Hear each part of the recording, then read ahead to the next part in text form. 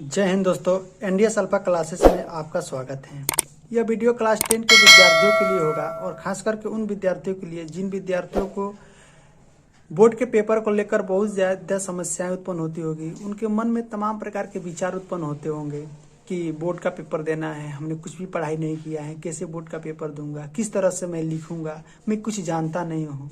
तमाम प्रकार की ऐसी समस्याएं, ऐसे विचार उसके मन में उत्पन्न होता होगा। एकदम बिल्कुल भयभीत हो चुके होंगे और एक दिन भी क्लास भी नहीं गए हो, कोचिंग भी ज्वाइन नहीं किए हो। तो खास करके ये वीडियो जो है ना, खास करके उन विद्यार्थियों के लिए होगा। दोस्तों, आप मेरे साथ लगे रहिएगा, मैं प्रत्येक प्रश्न को बताऊंगा। आप बहुत ही बेहतर तरीके से सीखिएगा इस प्रश्न को, ठीक है। मैं खास करके उन्हीं प्रश्न को बताऊंगा जो प्रश्न परीक्षाओं में पूछा जा रहा है, ठीक है। जैसे मैं यहाँ पर दिखा रहा हूँ प्रश्न संख्या 1, केमिस्ट्री से स्टार्ट कर रहा हूँ। प्रत्येक प्रश्न को केमिस्ट्री, उसके बाद से फिजिक्स, उसके बाद से बायो, प्रत्येक का हम लोग एक एक पार्ट से वीडियो बनाएंगे और आप उस वीडियो को देखिएगा। आपका मार्क्स जो होगा 80 और 90 के बीच में आएगा, एकदम मेरा फुल गारंटी है। आप हमारे द्वारा बनाए गए वीडियो का यदि आप देख लेते हैं तो चलिए, हम ज़्यादा नहीं करेंगे। आप बिल्कुल होपलेस मत होइएगा, एकदम होपलेस को दूर करिएगा, ठीक है। आप मेरे साथ लग जाइएगा क्योंकि 1 मंथ है, बस पेपर देने के लिए 1 मंथ है, ठीक है ना। एकदम बिल्कुल ध्यान से देखिएगा। पहला प्रश्न है हमारा आपका केमिस्ट्री का कि रासायनिक अभिक्रिया किसे कहते हैं, ठीक है ना। रासायनिक अभिक्रिया किसे कहते हैं, यह कितने प्रकार की होती है, प्रत्येक को उदाहरण से ही समझाइए। दोस्तों, ये वेरी इंपॉर्टेंट प्रश्न है।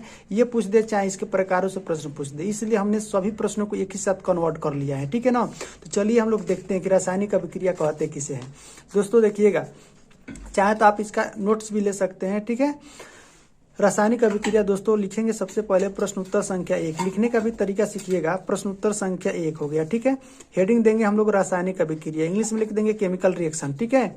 आगे चलते हैं। जब 2 या 2 से अधिक पदार्थ आपस में परस्पर अभिक्रिया करके ठीक नए पदार्थ का निर्माण करते हैं जिसके भौतिक और रासायनिक गुण मूल पदार्थ से क्या हो, भिन्न हो, तो इसी को हम लोग रासायनिक अभिक्रिया कहते हैं। जैसे में एग्जाम्पल के तौर पर हम लोग लेते हैं 2 पदार्थ, एक मैग्नीशियम लेते हैं और एक हाइड्रोक्लोरिक अम्ल लेते हैं। दोनों को जब आपस में हम लोग मिलाकर अभिक्रिया कराते हैं तो मैग्नीशियम क्लोराइड बनता है, ठीक है ना। और यह मैग्नीशियम क्लोराइड जो होता है, ये जो मूल पदार्थ हैं, इनके मूल पदार्थों से इसका गुण क्या होता है, भिन्न होता है। तो इस प्रकार से दोस्तों ये रासायनिक अभिक्रिया हुई। जब 2 या 2 से अधिक पदार्थ को आपस में क्या करेंगे, अभिक्रिया कराएंगे तो नए पदार्थ बनेगा और वही नया पदार्थ क्या कहलाता है, रासायनिक अभिक्रिया कहलाता है, ठीक। अब हम बात करेंगे रासायनिक अभिक्रिया का एक एग्जाम्पल हो गया, और एक एग्जाम्पल लिख सकते हैं कि मैग्नीशियम के साथ जब ऑक्सीजन का अभिक्रिया कराएंगे तो मैग्नीशियम ऑक्साइड बन जाता है। ये भी एक रासायनिक अभिक्रिया का क्या है, प्रकार है, ठीक है। आप कोई भी एग्जाम्पल दे सकते हैं, ठीक। रासायनिक अभिक्रिया के प्रकार की बात करेंगे, इंग्लिश में लिख सकते हैं टाइप्स ऑफ केमिकल रिएक्शन, ठीक है। रासायनिक अभिक्रिया निम्नलिखित प्रकार की होती है। प्रकार में से कोई अवश्य एक पूछेगा, चाहे ये बड़े मार्क्स में पूछ दे टोटली या एक प्रकार को अवश्य पूछ देगा। आप इसको बेहतर तरीके से देखिएगा। पहला हम लोग देखेंगे संयोजन अभिक्रिया, ठीक है ना। दोस्तों, नाम से ही पता चल जाता होगा कि ये दिया है संयोजन अभिक्रिया। संयोजन अभिक्रिया का मतलब कि संयोग कर ले। जैसे में देखिएगा एग्जाम हम लोग परिभाषा पे कि जब 2 या 2 से अधिक पदार्थ, चाहे वो तत्व हो या यौगिक हो, तत्व भी हो सकता है, यौगिक भी हो सकता है। जैसे में तत्व की बात करेंगे तो NS एक तत्व हो गया, Cl एक तत्व हो गया। यौगिक की बात करेंगे आपको तो CO carbon dioxide, CO2 carbon dioxide एक यौगिक हो गया, ठीक है ना। तो चाहे तत्व हो या यौगिक हो, आपस में अभिक्रिया करके एकल उत्पाद का निर्माण करता है तो संयोजन अभिक्रिया कहलाती है। जैसे में उदाहरण दे सकते हैं आप दोस्तों, जिस प्रकार से मैं लिखा हूं उस प्रकार आप लिखने का आप हैबिट बनाइए। जैसे में उदाहरण दिया है कि सोडियम मतलब ये ने एक धातु है, क्लोरीन Cl में जलकर सोडियम क्लोराइड बनाती है। जैसे में 2Na क्लोराइड के साथ क्लोरीन के साथ अभिक्रिया किया है तो सोडियम क्लोराइड बनाया है। जैसे Na + Cl ठीक है ना, मिला है तो NaCl का निर्माण होता है। लेकिन संतुलित करने के लिए यहाँ पर 2 है, यहाँ पर भी 2 है, तो यहाँ पर हमने कॉमन से 2 लगा दिए हैं, हमारा बैलेंस हो गया। समीकरण क्या हो गया? बैलेंस हो गया। यानी कि संयोजन अभिक्रिया में क्या होता है दोस्तों, 2 या 2 से अधिक पदार्थ, जैसे में ये एक पदार्थ हो गया, ये एक पदार्थ हो गया, 2 या 2 से अधिक पदार्थ क्या हो गया, अभिक्रिया के बाद एक और पदार्थ बनता है। देखिएगा केवल एक ही पदार्थ बना है ना, तो इसी अभिक्रिया को कहते हैं संयोजन अभिक्रिया। ठीक है ना। और एक एग्जाम्पल लेते हैं, जिसमें मैग्नीशियम होता है, ऑक्सीजन में जल करके मैग्नीशियम ऑक्साइड बनाता है। जैसे में मैग्नीशियम ऑक्सीजन के साथ जलकर मैग्नीशियम ऑक्साइड बना दिया। देख लीजिएगा दोस्तों, ये आपका अभिकारक है। अभिकारक में 2 या 2 से अधिक पदार्थ हैं, ये 2 पदार्थ हैं। 2 पदार्थ अभिक्रिया करके एकल पदार्थ का निर्माण कर रहा है। एक ही पदार्थ बन रहा है ना, मैग्नीशियम ऑक्साइड, एकल पदार्थ का निर्माण कर रहा है। तो इसको हम लोग बोलते हैं संयोजन अभिक्रिया। यानी कि ये दोनों पदार्थ आपस में संयोग कर लिए, मिल गए, तो ऐसी अभिक्रिया को बोलेंगे हम लोग संयोजन अभिक्रिया। दोस्तों थोड़ा सा फास्ट होगा क्योंकि ये रिवीजन होगा, जल्दी से हम इसको कवर करेंगे। ठीक है। Na, दूसरा एग्जांपल लेते हैं Na। सोडियम जो है ऑक्सीजन के साथ अभिक्रिया करता है, तो यह सोडियम ऑक्सीजन के साथ अभिक्रिया करके सोडियम ऑक्साइड का निर्माण करता है। धातु का एक गुण भी होता है कि जितने धातु के एक बहुत रासायनिक गुण भी होता है कि जितने भी धातु होते हैं ऑक्सीजन के साथ अभिक्रिया करके धातु ऑक्साइड का निर्माण करती है। एक गुण को भी ले सकते हैं। ठीक है। देखिएगा Na और O ऑक्सीजन दोनों लोग आपस में मिल रहे हैं यहाँ पर। ठीक है। दोनों आपस में क्या हो रहे हैं? मिल रहे हैं। मिल करके एकल पदार्थ का निर्माण कर दिए, यानी कि NaO सोडियम ऑक्साइड का निर्माण कर दिए। एक ही पदार्थ निर्माण हुआ ना, यानी कि दोनों लोग संयोग कर लिए। संयोजन का मतलब संयोग कर लिए, संयोग करके एक हो गए, उसको हम लोग बोलते हैं क्या? संयोजन अभिक्रिया। जैसे में 2 टूटे हुए बिखरे हुए परिवार को आपस में जोड़ देंगे तो क्या हो गया? संयुक्त परिवार हो गया। ठीक है ना। तो उसी तरह से ये संयोजन अभिक्रिया हो गई। दूसरी अभिक्रिया की बात करेंगे, वियोजन अभिक्रिया। दोस्तों वियोजन अभिक्रिया जो है ना, संयोजन अभिक्रिया का व्युत्क्रम होता है, यानी कि उल्टा होता है। संयोजन में क्या होता है कि पदार्थ मिल जाते हैं, ठीक है ना। वियोजन में क्या होते हैं? वो बट जाते हैं। इस दूसरे का व्युत्क्रम होता है, उल्टा हो जाता है। तो देखिएगा इसकी परिभाषा हम लोग लिखेंगे कि यह अभिक्रिया, ठीक है ना, संयोजन अभिक्रिया के विपरीत होते हैं। अर्थात एकल अभिकारक 2 या 2 से अधिक पदार्थों में बट जाता है। यह अभिक्रिया बाह्य कारकों द्वारा संपन्न होती है। बाह्य कारक का मतलब होता है प्रकाश हो गया, उष्मा हो गया, विद्युत हो गया, इसके द्वारा ये संपन्न होती है। ठीक है ना दोस्तों। प्रश्न में पूछता है कि कौन सी रासायनिक अभिक्रिया है जो बाह्य कारकों द्वारा संपन्न होती है, तो आपका वियोजन अभिक्रिया बाह्य कारकों द्वारा क्या होती है? संपन्न होती है। ठीक है दोस्तों। इसका एक एग्जाम्पल लेते हैं, कैल्शियम कार्बोनेट का वियोजन। कैल्शियम कार्बोनेट का वियोजन, ये CaCO3 कैल्शियम कार्बोनेट हो गया। उष्मा के द्वारा हम इसको वियोजित करेंगे। जैसे वियोजित करते हैं तो ये 2 भागों में बट गया। 2 या 2 से अधिक भागों में बट सकता है, लेकिन यहाँ पर कैल्शियम कार्बोनेट 2 भागों में बट जाता है। एक बन गया कैल्शियम ऑक्साइड और कार्बन डाइऑक्साइड। देखिएगा एकल उत्पाद, यानी कि एगो परिवार जब 2 भाग में बट जाएगा, 2 या 2 से अधिक भाग में बट जाएगा तो वियोजन हो जाएगा। कौन सा हो जाएगा? वियोजन हो जाएगा। ठीक है ना। यानी कि बट गया, बंटवारा हो गया, वियोजन हो गया। ठीक है दोस्तों। आप मेरी बात को समझ सकते हैं क्योंकि आप क्लास 10 वाले विद्यार्थी हो। ठीक है दोस्तों। अब अगला देखिएगा, तीसरा हम लोग लेते हैं प्रतिस्थापन या विस्थापन अभिक्रिया। प्रतिस्थापन अभिक्रिया या विस्थापन अभिक्रिया क्या होती है? तो प्रतिस्थापन माने एक दूसरे को दे दिया जाता है, एक जगह से उठाकर दूसरे जगह तक रख दिया जाता है किसी सामान को, उसी को हम लोग विस्थापन कहते हैं या प्रतिस्थापन कहते हैं। ठीक। तो इसकी परिभाषा देखते हैं, वे अभिक्रिया जिसमें अधिक क्रियाशील तत्व, ठीक है ना, बात को समझिएगा, अधिक क्रियाशील तत्व कम क्रियाशील तत्व के यौगिक से उस तत्व को विस्थापित कर स्वयं उसका स्थान ग्रहण कर लेता है, प्रतिस्थापन अभिक्रिया कहलाती है। आपको समझ में नहीं आया? देखिए अभिक्रिया के द्वारा बता रहे हैं। Fe आयरन जो है कॉपर सल्फेट के साथ अभिक्रिया कर रहा है, तो इसमें सबसे अधिक क्रियाशील पदार्थ कौन सा है? सल्फेट, SO4 सल्फेट है। यह सल्फेट जो होगा कम क्रियाशील इसमें क्या है? आयरन है। कम क्रियाशील पदार्थ के साथ क्या कर लिया? अभिक्रिया कर लिया, यानी कि आकर के प्रतिस्थापित हो गया। देखिएगा यही Fe जो है अधिक क्रियाशील वाला तत्व, ठीक है ना, अधिक क्रियाशील वाला तत्व सल्फेट आयरन के साथ मिल गया, आयरन के साथ यहाँ पर आकर मिल गया, और कॉपर क्या हो गया, अलग हो गया। तो अधिक क्रियाशील वाला तत्व इस कम क्रियाशील वाला तत्व के साथ संयोग कर लिया, यानी कि मिल गया, यानी कि SO4 उठ करके दूसरे जगह चला गया, प्रतिस्थापन हो गया। तो ऐसी अभिक्रिया को हम लोग प्रतिस्थापन अभिक्रिया कहते हैं। और एक एग्जांपल लेते हैं, ZN का मतलब जिंक हो गया, H2SO4 सल्फ्यूरिक अम्ल के साथ अभिक्रिया करता है। ये आपकी अभिक्रिया का चिन्ह है। अभिक्रिया का पिछला वाला भाग अभिकारक होता है, सामने वाला भाग उत्पाद होता है दोस्तों। ठीक, अब देखिएगा, तो इसमें क्रियाशील पदार्थ कौन सा है, अधिक क्रियाशील पदार्थ कौन सा है, SO4 सल्फेट है, ठीक है ना। तो ये अधिक क्रियाशील वाला पदार्थ जो है कम क्रियाशील वाला पदार्थ के साथ अभिक्रिया कर लिया, यानी कि ZN के साथ जाकर मिल गया SO4, तो जिंक सल्फेट हो गया और हाइड्रोजन गैस बाहर निकल गई, ठीक है ना। तो इस प्रकार की जब अभिक्रिया आएगी कि एगो कोई यौगिक या एगो कोई तत्व एक जगह से उठ करके दूसरे जगह में मिल रहा है, दूसरे तत्व के साथ मिल रहा है या दूसरे धातु के साथ मिल रहा है, तो वहां पर विस्थापन या प्रतिस्थापन अभिक्रिया होती है। ठीक दोस्तों, उसी तरह हम बात करते हैं उभय प्रतिस्थापन या द्वि प्रतिस्थापन अभिक्रिया की। इसका नाम होता है उभय प्रतिस्थापन या कभी कभी द्वि प्रतिस्थापन भी कह देता है। द्वि प्रतिस्थापन का मतलब कि दोनों को प्रतिस्थापित कर देगा, यानी कि दोनों को क्या कर देगा, अदला बदली कर देगा, ठीक है ना। देखिएगा, इसकी परिभाषा हम लोग देखेंगे कि जिस रासायनिक अभिक्रिया में दो अलग अलग परमाणुओं या परमाणुओं का समूह, अलग अलग परमाणुओं या परमाणुओं का समूह आपस में, देखिएगा, आपस में ठीक आदान प्रदान होता है, इनका आपस में क्या हो जाता है, आदान प्रदान होता है, तो ऐसे अभिक्रिया को द्वि विस्थापन अभिक्रिया कहते हैं या उभय प्रतिस्थापन अभिक्रिया कहते हैं। दोस्तों, बात समझ में नहीं आई कि अलग अलग परमाणु या परमाणुओं के समूह को आपस में आदान प्रदान करते हैं। समझिएगा थोड़ा सा उदाहरण से, बेरिलियम क्लोराइड को लेते हैं, बेरियम क्लोराइड को लेते हैं और यह अभिक्रिया किया किसके साथ, सोडियम सल्फेट के साथ, Na2SO4 सोडियम सल्फेट के साथ अभिक्रिया किया, ठीक है ना। ये अभिक्रिया का चिन्ह है। अभिक्रिया के पिछला वाला हिस्सा, तीर का पिछला वाला हिस्सा अभिकारक, तीर के सामने वाला हिस्सा उत्पाद होता है।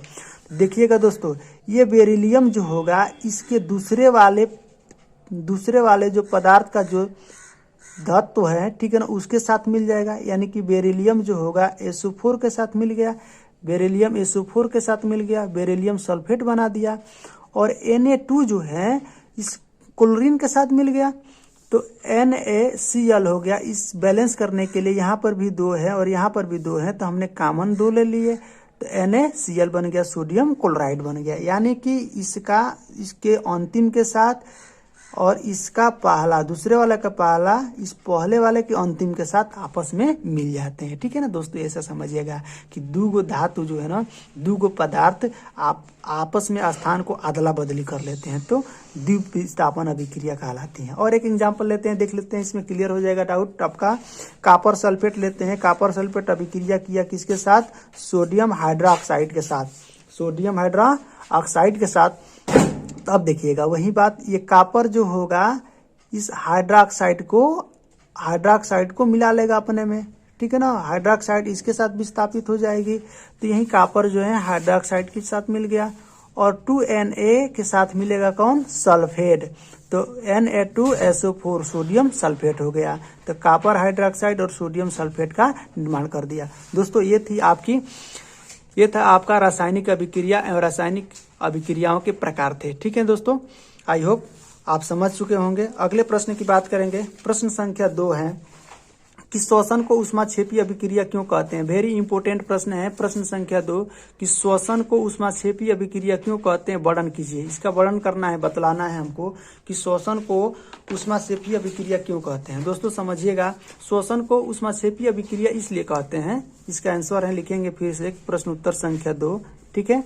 लिखेंगे कि श्वसन को ऊष्माक्षेपी अभिक्रिया इसलिए कहते हैं क्योंकि इसके अंतर्गत भोजन छोटे छोटे टुकड़ों में बंटता है, विभाजित हो जाता है, टूटता है, जिसके परिणाम स्वरूप ऊर्जा का निर्माण होता है, जिसके दौरान ऊर्जा का निर्माण होता है।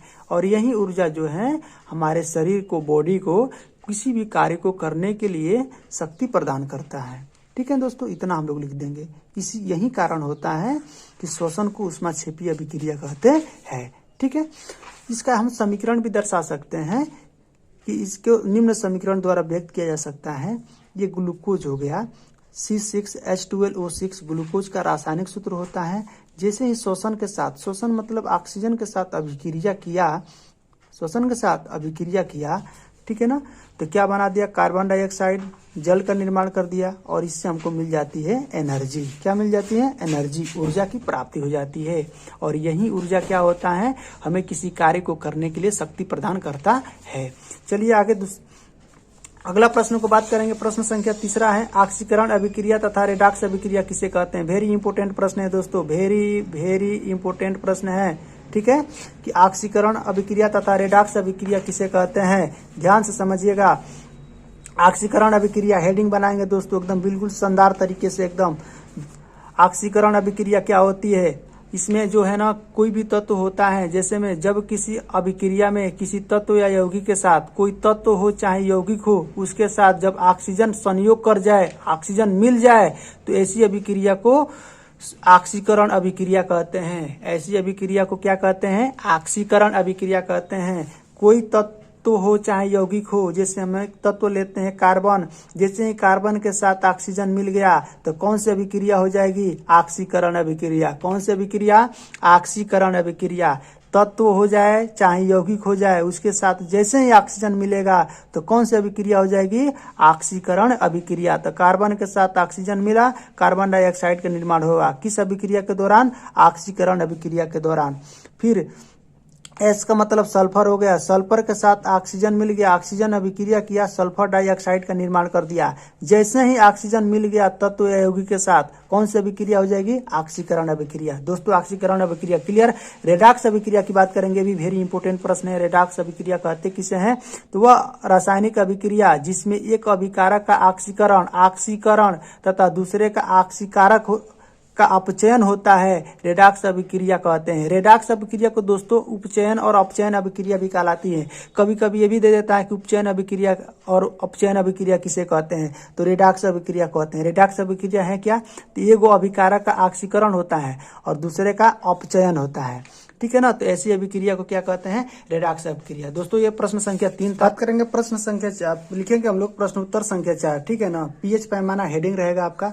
ठीक, पीएच पैमाना अम्ल एवं क्षारक का जो जलीय विलयन होता है, उसमें हाइड्रोजन आयन की सांद्रता को मापने में प्रयुक्त होता है। ठीक है दोस्तों, जैसा कि हम लिखे हैं, 1909 ईस्वी में सारेंस नामक एक वैज्ञानिक थे, जिन्होंने हाइड्रोजन आयन की सांद्रता को प्रकट करने के लिए उन्होंने एक पद्धति बनाया। क्या बनाया, पद्धति बनाया, जिसे पीएच स्केल कहा गया या पीएच पैमाना कहते हैं। स्केल मतलब पैमाना होता है, जिसमें पी का अर्थ होता है दोस्तों, यहाँ पर पी है, इस पी का अर्थ होता है शक्ति, पोटेंशियल, और एच का मतलब होता है हाइड्रोजन, यानी कि हाइड्रोजन की शक्ति। ठीक है, हाइड्रोजन आयन सांद्रता को प्रकट करता है। पीएच पैमाना जो है हाइड्रोजन आयन की जो सांद्रता होती है उसी को क्या करता है, प्रकट करता है। पीएच पैमाने पर जो है 0 से लेकर 14 तक मान होते हैं, 0 से लेकर के 14 तक मान अंकित होते हैं। ठीक है ना दोस्तों, पीएच पैमाना आपका बना होता है, उस पर 0 से लेकर 14 तक मान अंकित होते हैं। ठीक है ना, जिसका 7 मान होता है, जिसका पीएच वैल्यू 7 होता है, यानी कि पीएच पैमाने पर अगर 7 जिसका मान हो जाएगा वह उदासीन होता है। जैसे में जल का पीएच मान 7 होता है, उदासीन होता है।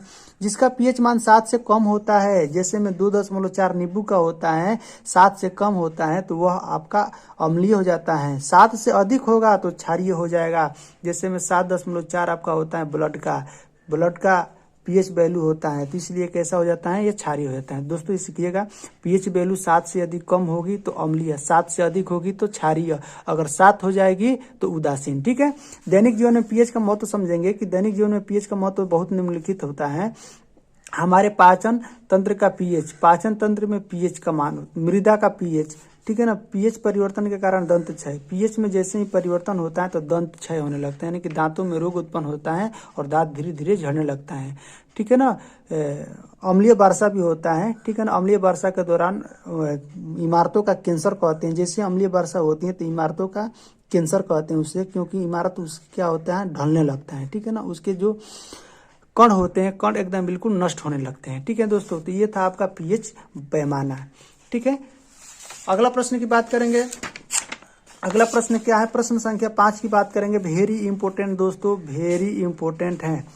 अगला प्रश्न संख्या 5 है, प्रश्न नंबर 5 है कि बेकिंग पाउडर का खाने वाला सोडा भी बोलते हैं। बेकिंग पाउडर खाने या खाने का सोडा का रासायनिक नाम। एक ही साथ कई प्रश्न। रासायनिक नाम, अणु सूत्र क्या है, इसके बनाने की विधि क्या है, भौतिक गुण क्या है, रासायनिक गुण क्या है। यानी कि 5 चीजों को क्लियर करेंगे इसमें, ठीक है ना। कितने चीजों को, 5 चीजों को क्लियर करेंगे। बेकिंग पाउडर को खाने का सोडा भी कहते हैं, खाने का सोडा भी कहते हैं, ठीक है ना। इसका रासायनिक नाम हो गया, अणु सूत्र क्या है, बनाने की विधि क्या है, भौतिक गुण क्या है, रासायनिक गुण क्या है, इसका उपयोग क्या है, ठीक है ना। इस तरह से कई प्रश्नों को हम एक ही साथ कलेक्ट कर लेंगे, ठीक है दोस्तों। तो बात करेंगे हम लोग 5वें प्रश्न की। लिखेंगे हम लोग प्रश्न उत्तर संख्या 5, ठीक है। जिस प्रकार से हमने लिखा है उसी प्रकार से आपको भी लिखना पड़ेगा। प्रश्न उत्तर संख्या 5, तब आप बहुत बेहतर तरीके से नंबर को प्राप्त कर सकते हैं, हासिल कर सकते हैं। प्रश्न उत्तर संख्या लिखेंगे 5, बेकिंग पाउडर, इंग्लिश में लिख सकते हैं बेकिंग पाउडर, ठीक है दोस्तों। ऐसे लिखेंगे रासायनिक नाम, ठीक। बेकिंग पाउडर का रासायनिक नाम होता है सोडियम बाइकार्बोनेट या सोडियम हाइड्रोजन कार्बोनेट होता है। सामान्य नाम इसका है खाने का सोडा। सामान्य नाम इसका क्या होता है, खाने का सोडा। वही सोडा जिस सोडे का हम लोग प्रयोग करते हैं घरों में, ठीक है ना, घर पे करते हैं, खाना बनाने में करते हैं, पुआ बनाने में, पूड़ी बनाने में करते हैं, ठीक है ना, वही सोडा है। अणुसूत्र हो गया NaSCO3, सोडियम बाइकार्बोनेट या सोडियम हाइड्रोजन कार्बोनेट हो गया। अणु भार की बात आ गई तो इसका अणु भार निकाल सकते हैं दोस्तों, Na, ठीक है ना। अब निकालना नहीं बताएंगे, आगे हम बताएंगे निकालने के लिए। Na का मतलब सोडियम। सोडियम का परमाणु भार जो होता है ना 23 होता है। परमाणु भार कितना हो गया, 23 हो गया है। हाइड्रोजन का परमाणु भार 1 हो गया। कार्बन का परमाणु भार 12 हो गया, ठीक है ना। और ऑक्सीजन का परमाणु भार 16 हो गया, लेकिन ऑक्सीजन के यहाँ पर 3 है, ठीक है ना। तो 16 या 48, टोटली को जोड़ेंगे आपका 84 आएगा। 8 2 10, 3 1 4, 4 हो गया। हासिल एक बच गया, 4 2 6 1 7 1 8, 84। अणुभार 84 निकल गया। इस प्रकार से अणुभार निकाला जाता है, ठीक है। अब लिखेंगे हम लोग बनाने की विधि। ये तो आपका हो गया, सामान्य नाम हो गया, अणुसूत्र हो गया, अणुभार हो गया। बनाने की विधि की बात करेंगे कि किस तरह से बनता है बेकिंग पाउडर। लिखेंगे सोडियम कार्बोनेट NaHO3 का निर्माण सोडियम कार्बोनेट Na2CO3 के संतृप्त जलीय विलयन में कार्बन डाइऑक्साइड CO2 गैस प्रवाहित करने पर होता है। यानी कि सोडियम कार्बोनेट में कार्बन डाइऑक्साइड गैस को जब प्रवाहित करते हैं, ठीक है ना, उसके एक जलीय विलयन में, कैसा जलीय विलयन में कार्बन डाइऑक्साइड प्रवाहित करते हैं तो सोडियम बाइकार्बोनेट का निर्माण होता है। चलिए अभी क्रिया के दौरान समझते हैं। अभी क्रिया के दौरान Na2CO3 आपका क्या है, सोडियम कार्बोनेट। सोडियम कार्बोनेट के H2O जलीय विलयन में कार्बन डाइऑक्साइड गैस प्रवाहित कर रहे हैं, ठीक है ना। तो प्रवाहित करने के बाद से किसका निर्माण हो गया, सोडियम हाइड्रोजन कार्बोनेट या सोडियम बाइकार्बोनेट का निर्माण हो गया। संतुलित कर सकते हैं दोस्तों इसको, ठीक है। तो ये इसकी बनाने की विधियां हो गई या निर्माण की विधियां हो गई।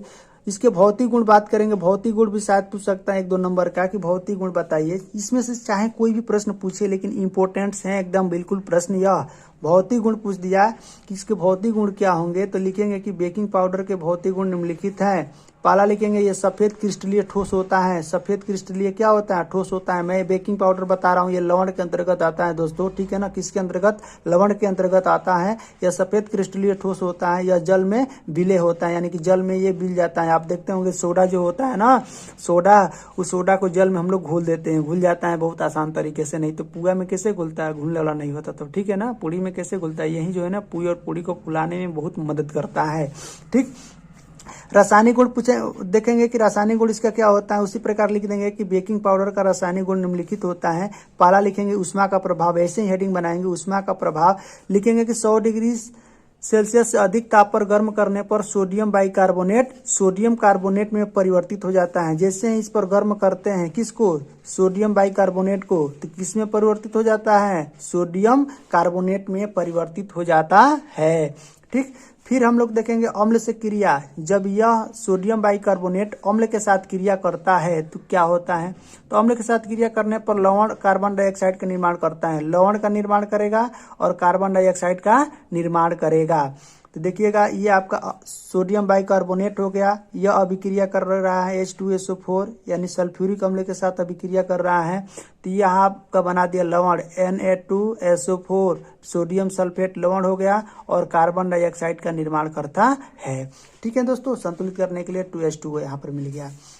अब इसकी बात करेंगे उपयोग की, कि इसका उपयोग क्या होता है, प्रयोग क्या होता है। तो लिखेंगे सोडियम बाइकार्बोनेट के निम्नलिखित उपयोग होते हैं।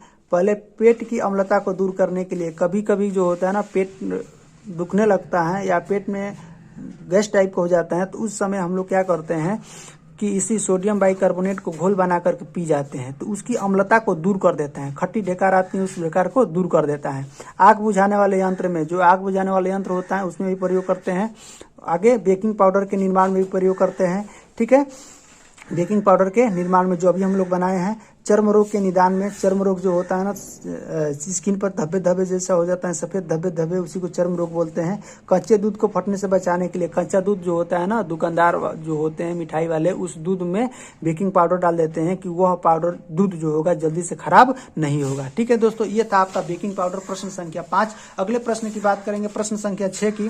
प्रश्न संख्या 6 है आपका विरंजक चूर्ण, जिसका नाम ब्लीचिंग पाउडर भी बोलते हैं। इसका रासायनिक नाम, अणु सूत्र तथा उपयोग बताइए। एक ही साथ कई प्रश्न को क्लियर कर दे, शायद इसमें से कोई एक प्रश्न बड़े मार्क्स में पूछे। ये भी वेरी इंपोर्टेंट प्रश्न है, एकदम ध्यान से देखिएगा, वेरी इंपोर्टेंट प्रश्न है। विरंजक चूर्ण की बात करेंगे। ठीक है दोस्तों, लिखेंगे हम लोग प्रश्न उत्तर संख्या 6।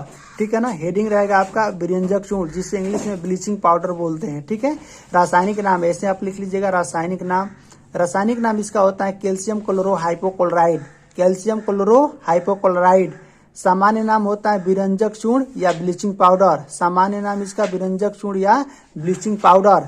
ठीक, अणु सूत्र होता है CaOCl2।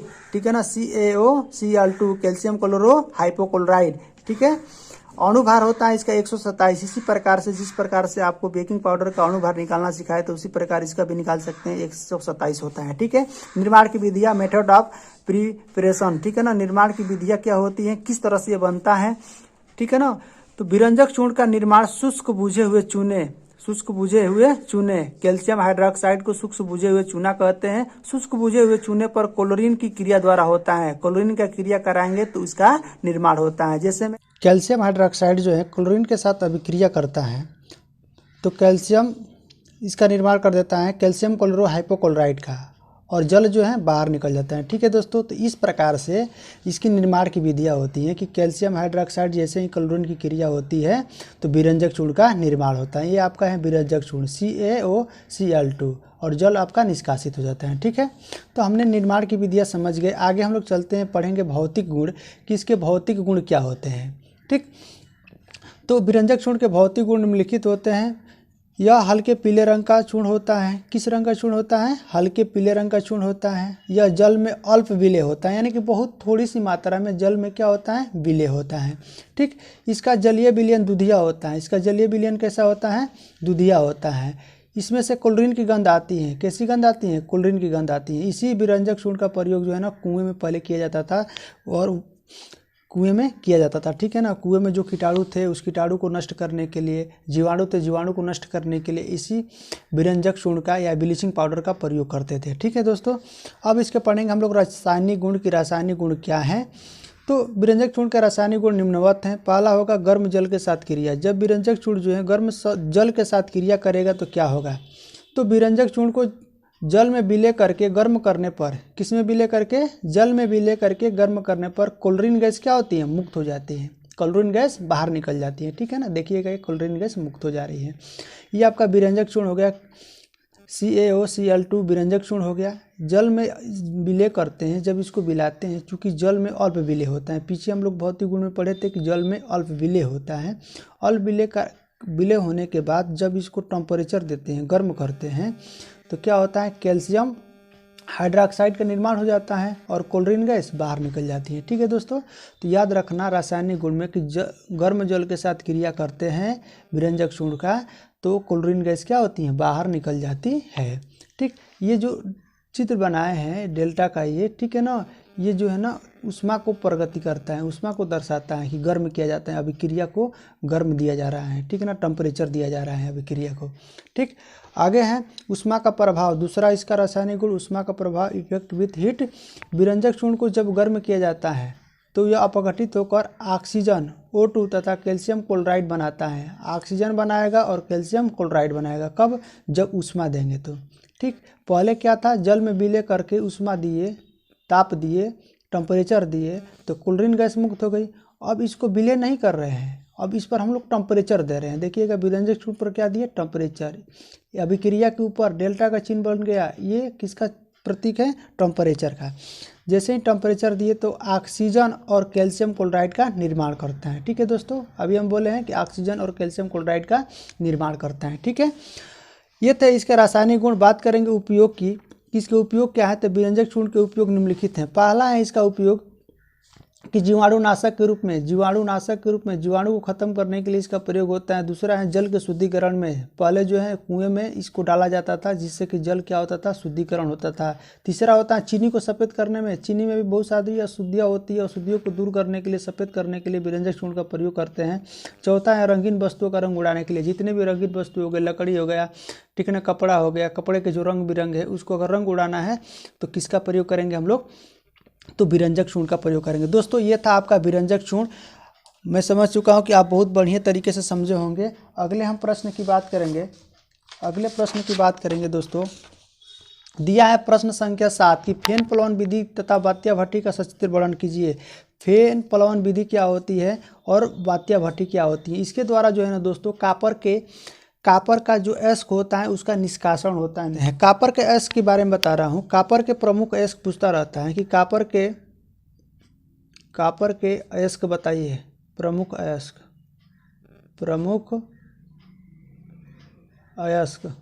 कापर के प्रमुख अयस्क क्या है। तो कापर के प्रमुख अयस्क समझते हैं। कापर पैराइड यानी कि कापर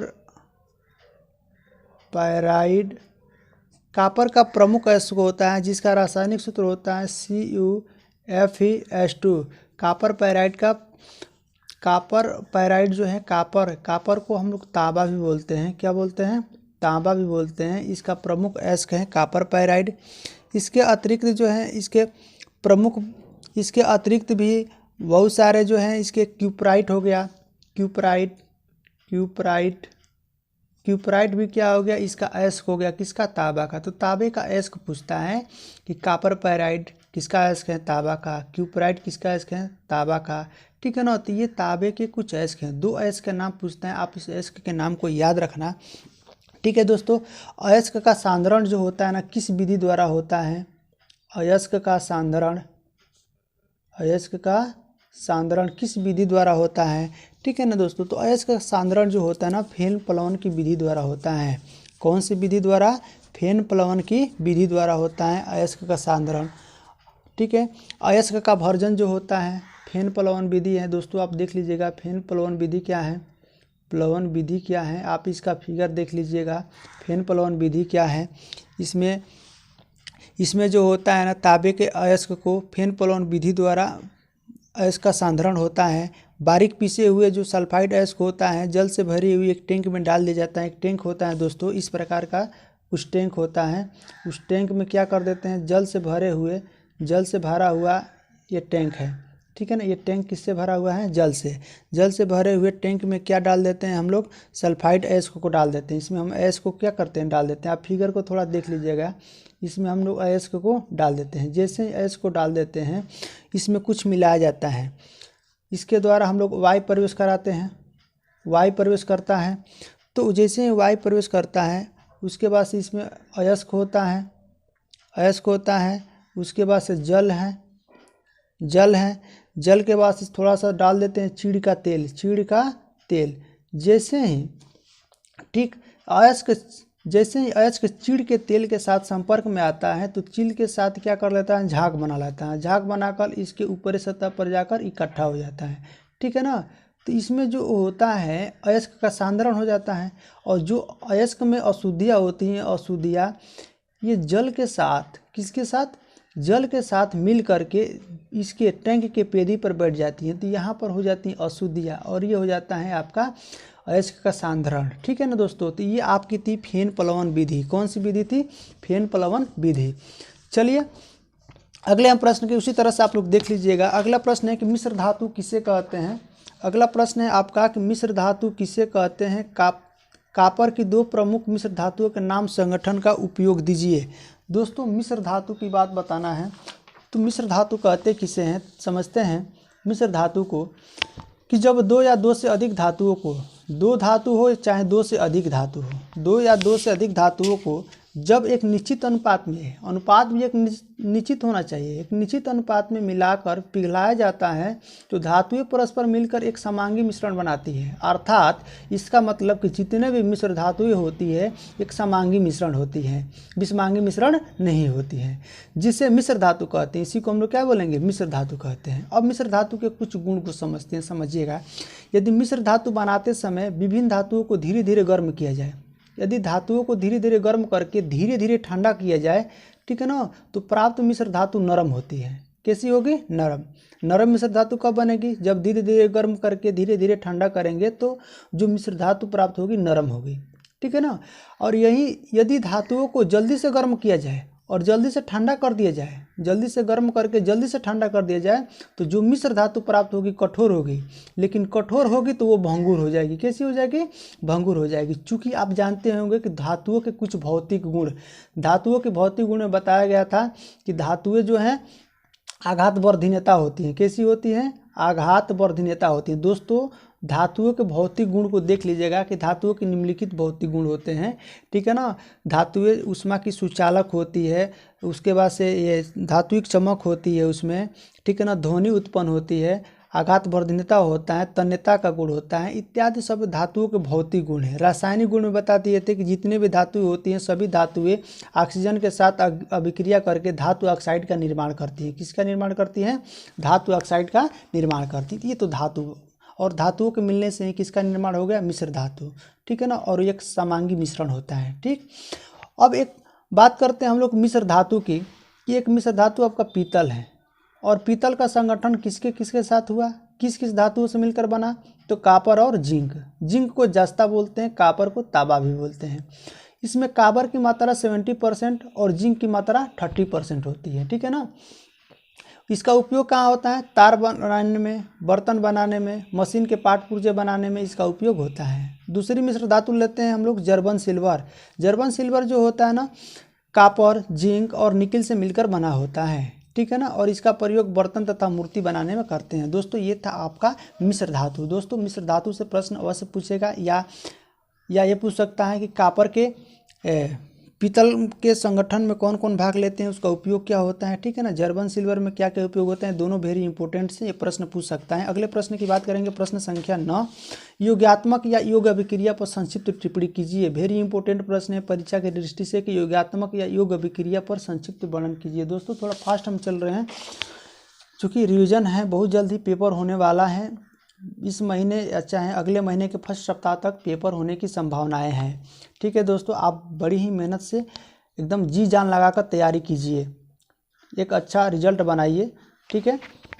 योगात्मक या योग अभिक्रिया क्या होती है। योगात्मक अभिक्रिया में पदार्थ आपस में संयोग करके, योगात्मक, योग का मतलब जोड़ करते हैं, माने जोड़ करके एक प्राप्त कर दिए, ठीक है ना। तो योगात्मक अभिक्रिया ऐसा होता है जिसमें पदार्थ आपस में संयोग करके एक ही पदार्थ बनाते हैं, केवल एक ही पदार्थ बनाएंगे। अगर मेथेन बनाएंगे तो मेथन ही, एथेन बनाएंगे तो एथेन ही, ब्यूटेन बनाएंगे तो ब्यूटेन ही, केवल एक ही पदार्थ बनाएंगे, अन्य कोई दूसरा पदार्थ नहीं बनता है। जैसे में एग्जाम्पल के तौर पर देखते हैं, CH2 डबल बाड है दोस्तों। ये कौन सा बाड है, डबल बाड। अभी हम डबल बाड ट्रिपल बाड बताएंगे हम।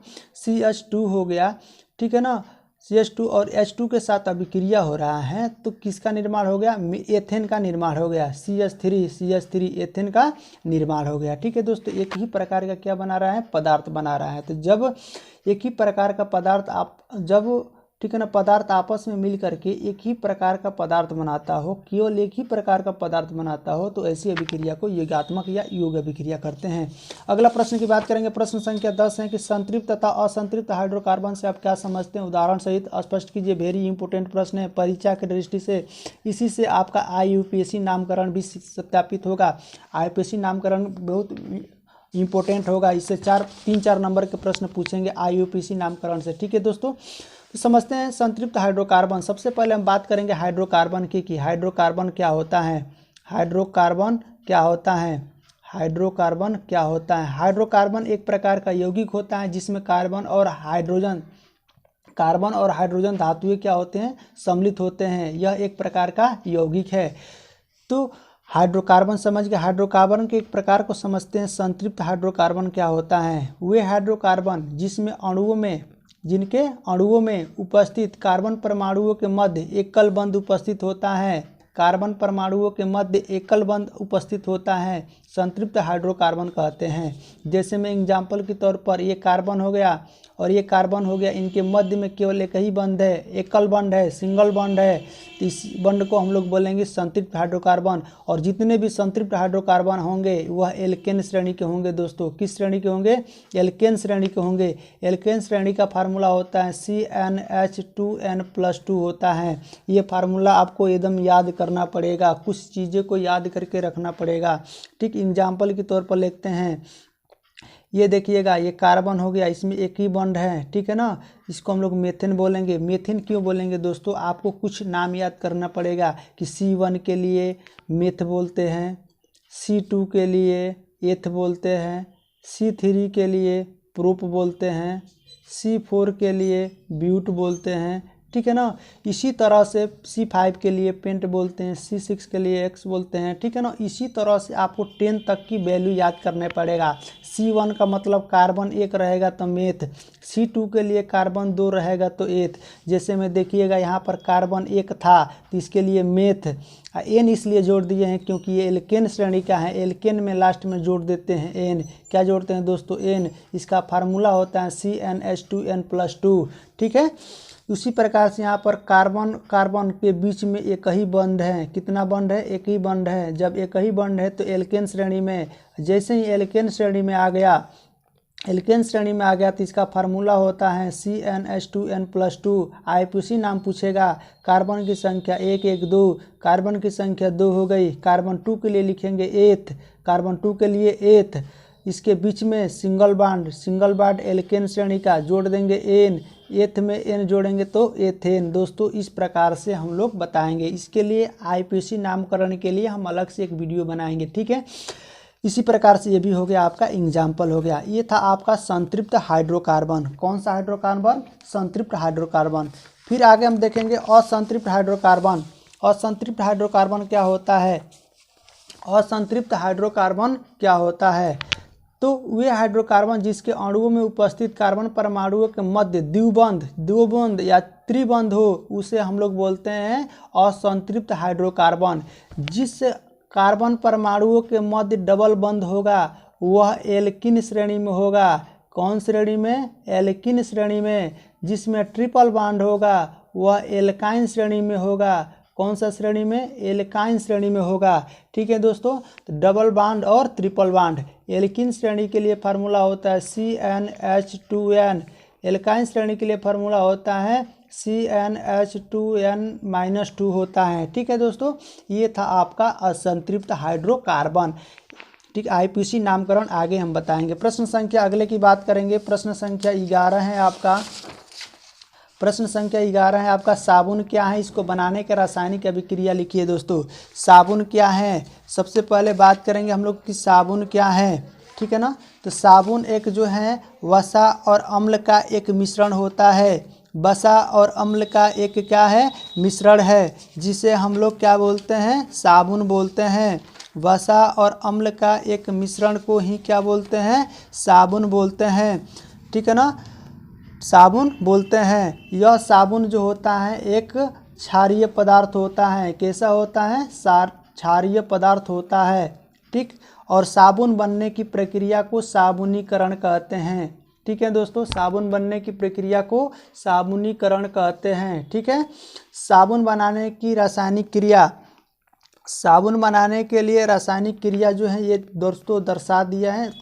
थोड़ा सा इम्पोर्टेंट शायद हो सकता है, आप इसको देख सकते हैं। प्रश्न संख्या 12 में आपको दिखाएंगे कि निम्नलिखित यौगिकों के आईयूपीएसी पद्धति में नाम क्या होगा। दोस्तों आईयूपीएसी पद्धति के लिए हम अलग से वीडियो बनाएंगे ताकि इसमें से आपको हर एक चीज़ को कलेक्ट कर सके, मैटर को समझ सके, इसलिए हम इसके लिए एक अलग से वीडियो बनाएंगे। अगला प्रश्न है आपका, मेंडलीव के आवर्त सारणी के गुण तथा दोष का उल्लेख कीजिए। मेंडलीव के आवर्त सारणी का गुण तथा दोष को बतलाना है कि मेंडलीव के आवर्त सारणी का गुण क्या है और दोष क्या है। दोस्तों समझते हैं मेंडलीव के आवर्त सारणी या आवर्त नियम। आवर्त नियम ध्यान दीजिएगा दोस्तों, मेंडलीव के दो नियम हैं। एक मेंडलीव का आधुनिक है तो नए की बात करेंगे, मेंडलीव की आधुनिक है तो नए की बात करेंगे। एक है मेंडलीव का आवर्त सारणी, तो मेंडलीव का आवर्त सारणी का मतलब पुरानी जो सारणी बनाया था उसके बारे में बात कर रहा है, तो ये पुराने वाले हैं। मेंडलीव का आवर्त नियम 19वीं शताब्दी के मध्य में रसिया के रूस के वैज्ञानिक यही रूस जो।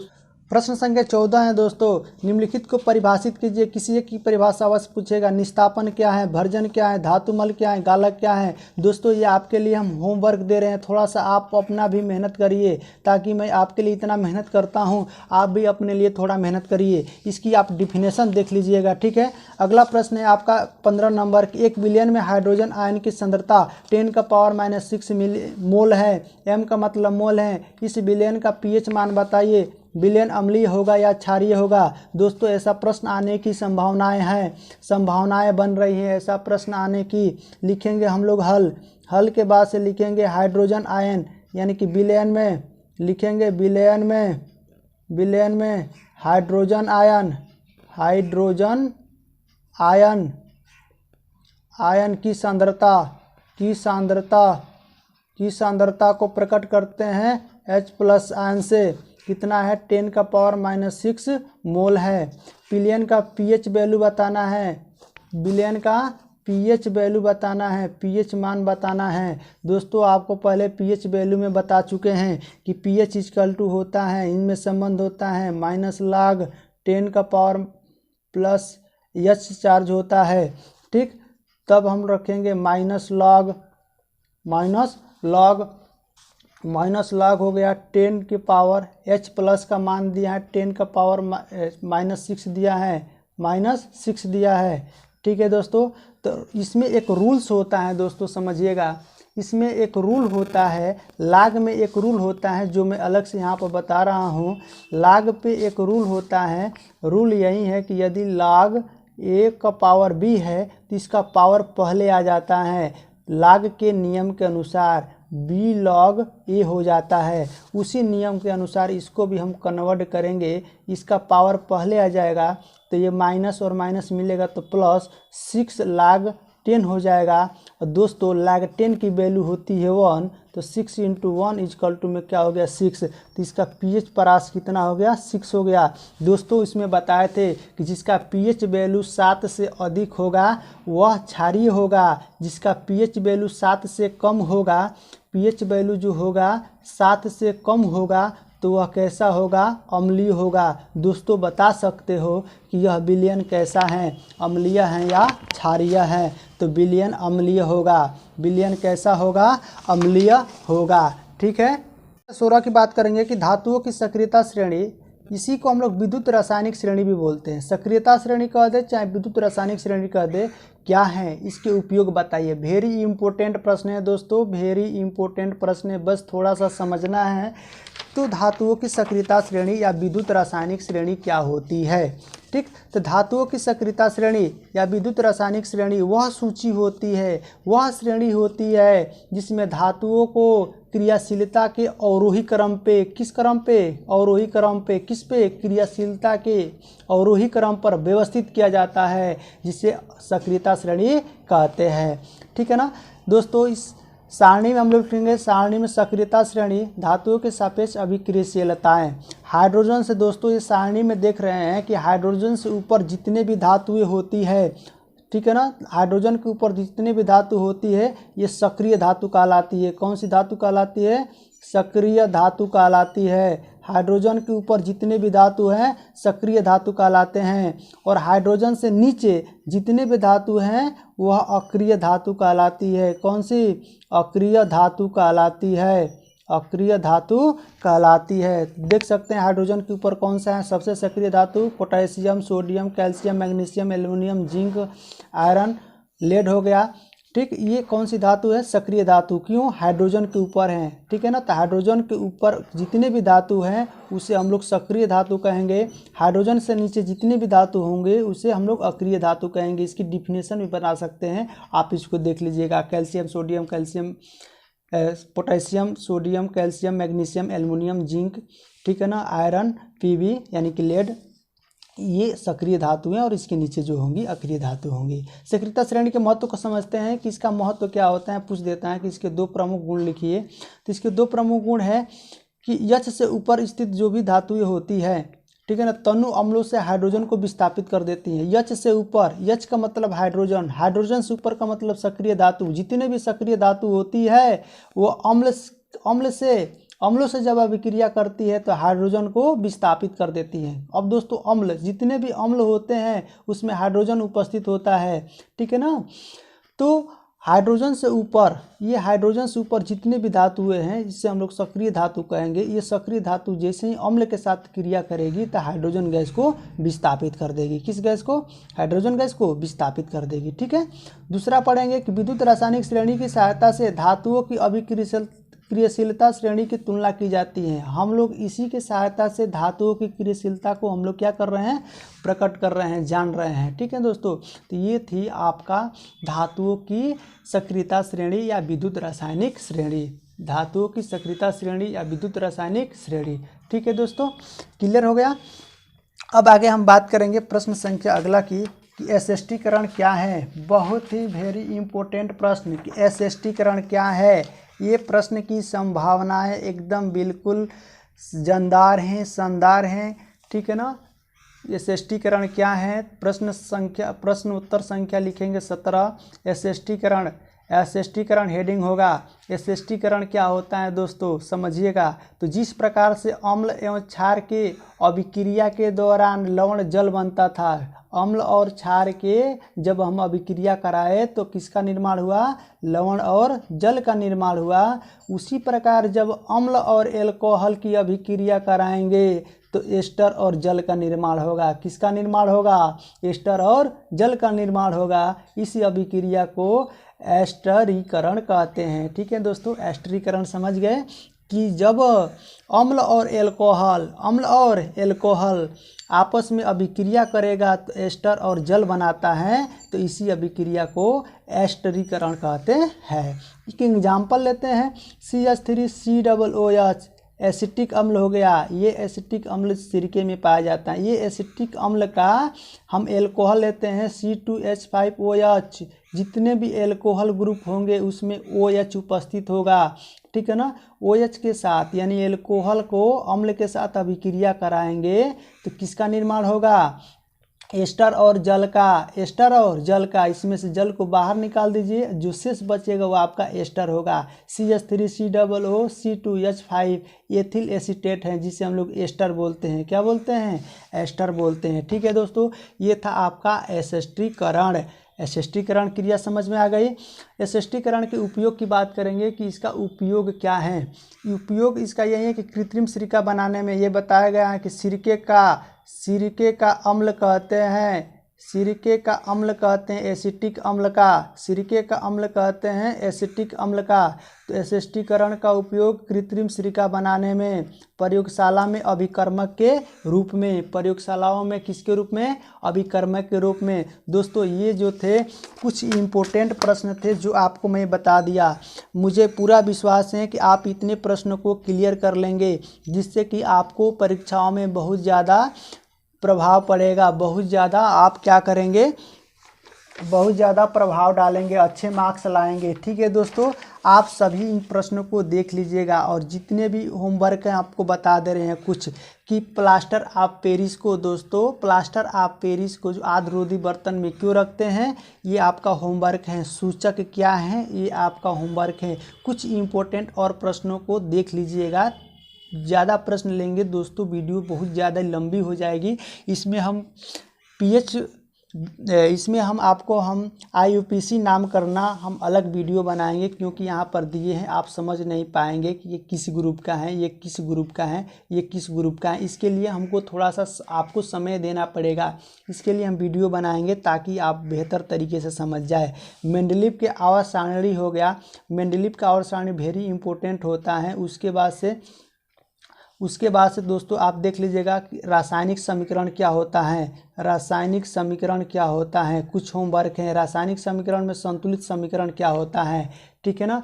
अभिकारक और उत्पाद बता चुके हैं। ठीक है दोस्तों, इतने प्रश्नों को देख लीजिएगा। इसके साथ मैं वीडियो यहाँ पर खत्म